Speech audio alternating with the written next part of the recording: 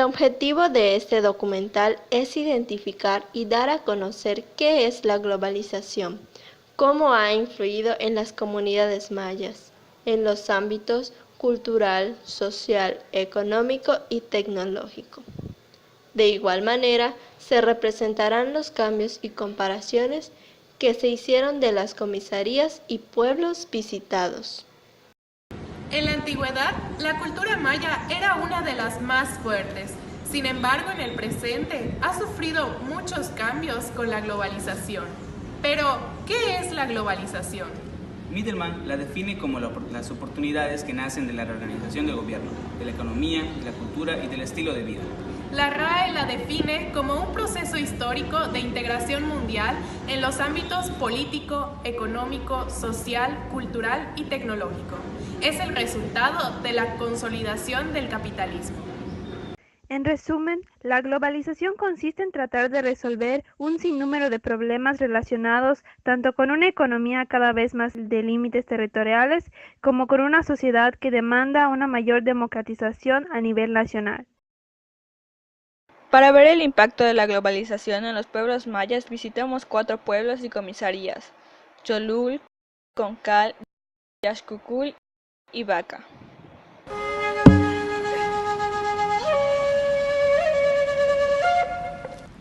Con 800.000 hablantes de lengua maya, Yucatán sigue siendo el cuarto estado con mexicanos, a los que se llaman a sí mismos indígenas en números totales.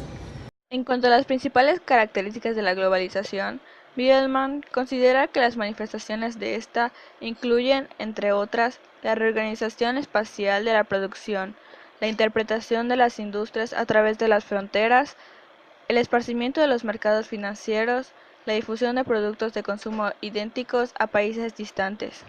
La modificación de los sistemas de organización del trabajo, de las condiciones del acceso a la tierra, la expansión de la red de caminos, la alfabetización y castellanización, uno de los pocos logros del sistema educativo formal implantado desde los años 30 por las misiones culturales cardenistas, han trabajado para integrar la cultura maya a la cultura nacional. Según Feder, entre los cambios culturales más visibles se encuentra, como es de esperarse, la distinta pureza, adulteración o habilidad en el manejo del idioma maya. El uso o desuso de la ropa maya considerada como tradicional, que se desarrolló durante la colonia en el siglo XIX. Los huipiles bordados, rebozos y pies descalzos en las mujeres, ropa de manta blanca y huaraches para los hombres.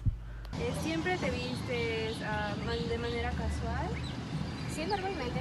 Sí, no sueles usar hilo, guayabera. No. ¿Por qué?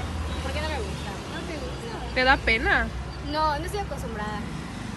Según el artículo 2 de la Constitución del Estado de Yucatán, el Estado tiene una composición pluricultural sustentada, originalmente en sus pueblos indígenas, que son aquellos que descienden del territorio actual y que conservan sus propias instituciones sociales, económicas, culturales, políticas, entre otras. Hay que destacar en especial algunas comunidades donde la tradición maya se ha mantenido con una fuerza particular. Se trata de las comunidades de Chemash, Anchoc y Xochitl, así como algunos pueblos y rancherías cercanas a ellas, ubicadas en la frontera con Quintana Roo, en el oriente del estado. Estas comunidades, la cultura maya alcanza expresiones de carácter político y de culto religioso que no se encuentran ya de manera tan estructurada en otras partes de Yucatán, como sería el sistema de cargos, las guardias militares, el significado del padrinazgo, la personalidad religiosa de los líderes y el culto a la cruz. En el 2006, Ramírez nos menciona que en las zonas maiceras del sur y oriente, la milpa seguía siendo el principal sustento de los campesinos mayas. Esto es algo que se debería continuar, ya que en el artículo 3 de la Ley de la Comisión Nacional de los Pueblos Indígenas se estipula que se debe fomentar el desarrollo sustentable para el uso racional de los recursos naturales de las regiones indígenas. Los mayas de la zona henequenera se dedicaban en su mayoría a actividades no agrícolas. ¿Qué es lo que significa esto?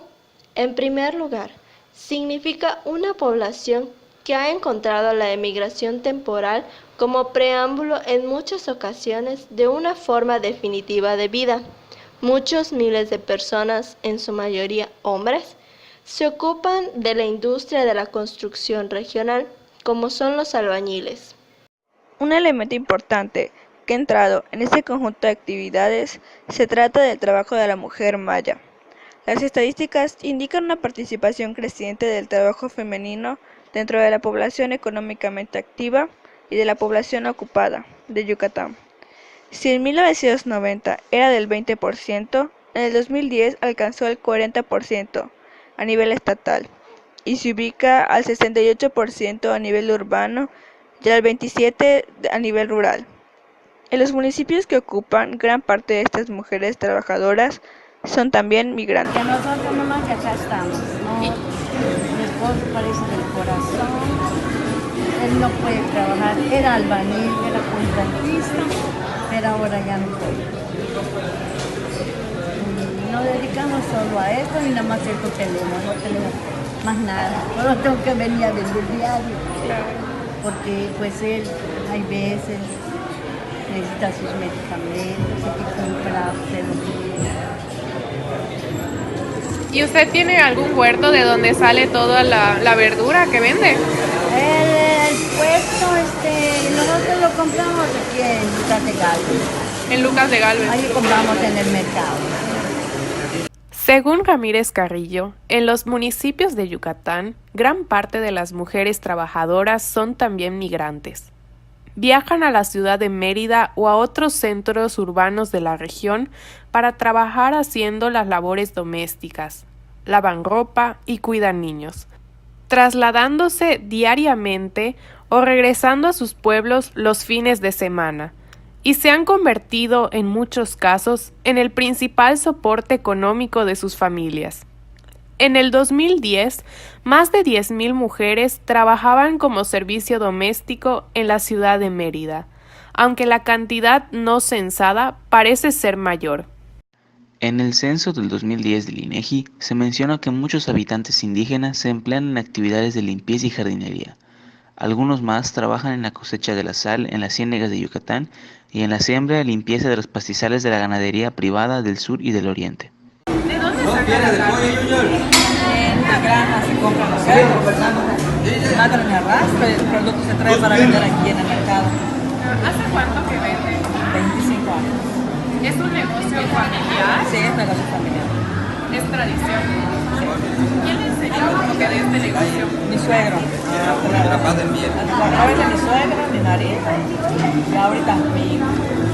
Todos. Se va siguiendo la tradición. Hay un fuerte cambio entre los jóvenes y los cambios en los procesos de socialización. Si estos antes se desarrollaban fundamentalmente en el seno de la familia y en la vida comunitaria, hoy los jóvenes socializan en la escuela básica, en las universidades, en las iglesias de diferentes denominaciones, en los medios de comunicación e información, así como en las conflictivas relaciones interétnicas de una sociedad globalizada. Así que existen casos en los que los jóvenes se sienten presionados por migrar para estudiar, para salir y realizar estudios superiores, es decir, para que mejoren y se modernicen, mientras que al mismo tiempo se les exige que mantengan la tradición. Esto no debería suceder, ya que según el artículo 33 de la Ley General de Educación, se deberá atender de manera especial las escuelas que por estar en localidades aisladas, zonas urbanas marginadas o comunidades indígenas, se les deberá una asignación de elementos de mejor calidad para enfrentar los problemas educativos de dichas localidades, a fin de fomentar el arraigo en sus comunidades. De la misma forma, existen conflictos entre los jóvenes que han logrado estudiar o salir al trabajo migratorio y los que se han quedado haciéndose cargo de la tradición. Las cadenas comerciales invaden los pueblos. Cada vez hay menos negocios familiares. La gente confía más en la calidad de una cadena comercial que en el producto de su propia gente, o piensa que es más económico comprarles a ellos y no se da cuenta que es todo lo contrario. además que perjudica la economía de su gente y por esta razón se decide cerrar los negocios familiares. Por otro lado, en el artículo 2 de la Constitución se estipula que se debe de impulsar el desarrollo regional de las zonas indígenas con el propósito de fortalecer las economías locales. En cuanto a los medios de transporte, han habido cambios muy drásticos. Ya no se transportan a pie o a caballo. En la actualidad es muy común ver bicicletas, tricitaxis, camiones, combis, mototaxis, autos, tractores y trailers. La gente de esta manera lleva los productos de un lado a otro. Hay camiones de Coca-Cola, Sabritas, Pepsi, de cerveza o de gas por todos lados. En la entrevista, una joven nos confirmó que usa el celular y la computadora cada día, y esto va en aumento. Muchos tienen aparatos con los cuales están gran parte del día conectados en las redes sociales. Ya no salen a jugar o convivir. Además, varios negocios tienen Wi-Fi y promueven la falta de socialización. ¿A qué te dedicas? Soy estudiante. ¿Y qué estudias? Pues ahorita estoy en la escuela agropecuaria. ¿Tienes internet? Sí.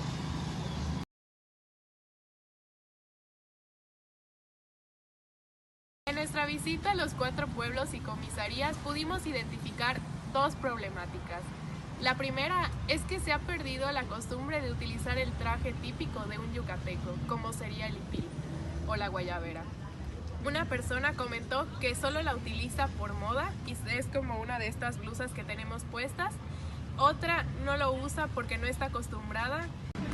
El segundo problema que pudimos observar es que los pueblos han perdido su esencia, ya que parecen más mini ciudades que un pueblo, ya que se encuentran mucho lo que son puestos comerciales, pero de otros lugares.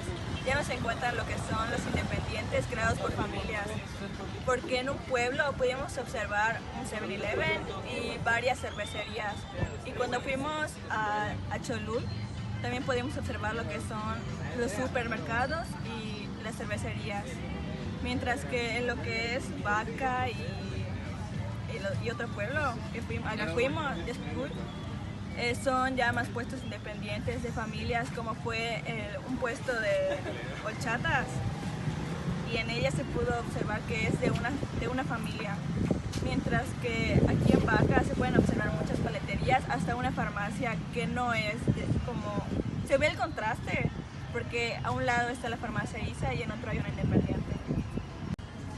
Además, en los puestos familiares se puede ver que la gente ya no acostumbra a producir su propio producto, sino que dependen de una granja o un comercio adicional para poder tener su producción y poder vender, como es el caso de la carnicería, quien menciona que ella no cría sus animales, o como sería el caso de la señora que vende verduras, que ella va al mercado de Lucas de Galvez para conseguir el producto. Ya se ha perdido la costumbre de producir por ellos mismos el producto y tener un huerto familiar o un criadero de animales.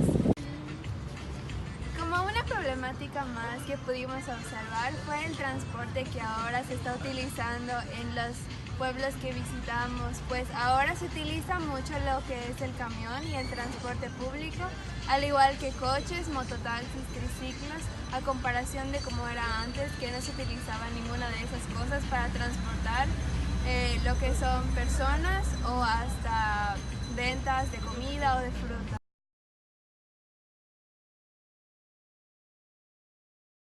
Nuestras propuestas son hacer una campaña de consumir productos locales, ya que en el artículo 2 de la Constitución decreta que se debe apoyar las actividades productivas y el desarrollo sustentable de las comunidades indígenas, mediante acciones que permitan alcanzar la suficiencia de sus ingresos económicos.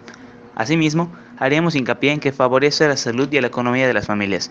¿Por qué favorecer a otros? Mejor, favorece a tu gente. Nuestra segunda propuesta es el dar un taller sobre costumbres mayas, para promover el orgullo cultural, para el rescate del uso del hipil, que es algo que se está perdiendo, y dar talleres sobre la lengua maya, puesto que en el apartado 4 del artículo 2 de la Constitución de los Estados Unidos Mexicanos está estipulado que se deben preservar y enriquecer las lenguas, conocimientos y todos los elementos que constituyen a la cultura e identidad indígena. además de que algunos jóvenes quieren aprender. Por el mismo artículo que en la propuesta anterior, enfocándonos a la preservación de los conocimientos, daríamos un taller de cómo hacer un huerto en casa, que tenga las plantas básicas para cocinar y las medicinales. Además de enseñar en los mismos los beneficios económicos y a la salud que traen los productos orgánicos, a diferencia de los que se compran en las cadenas comerciales, que son muy procesados, contienen hormonas y fertilizantes. De manera que igual nos apoyemos en el Plan Nacional de Desarrollo 2013-2018, el cual fomenta la identidad maya y la producción de semillas en Yucatán, añadiendo también la iniciativa de la senadora Rosa Adriana Díaz Lizama. En el Senado de la República se pidió a la Secretaría de Agricultura que impulse un amplio programa de inversión, capacitación y asistencia técnica para la producción de alimentos orgánicos en Yucatán y en el resto del país, lo cual se dio en el 2017. Y ya se ven los resultados en el incremento de gente agricultora y el aumento de hectáreas para la siembra.